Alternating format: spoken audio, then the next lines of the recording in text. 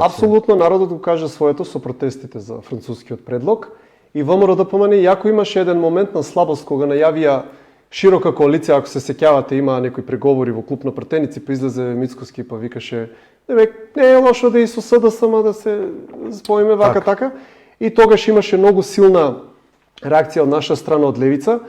Левица е без разлика што луѓето мислам да не биде со лажна скромност, но тоа е клучниот фактор за голем дел од тие работи да не поминат. Зошто? Затоа што на такви некои проблематични работи порано немаше гласовите каде да се одлијат, сега има каде да се одлијат.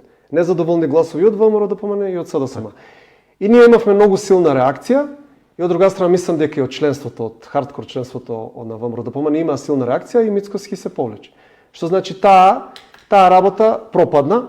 Сега блокади од Грција имаме најава за нивниот експеримент со ќе го користиме името Република Македонија, и тоа е моје човеково право.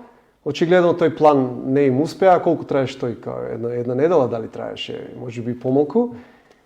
Баш скоро гледав едно видео исечок од председателката Силјановска Давкова, кај што на громогласен аплауз пред сите кажува дека она никогаш тоа име нема да го изговори на Обединетите нации. Со Обединетите 5 пати го кажа.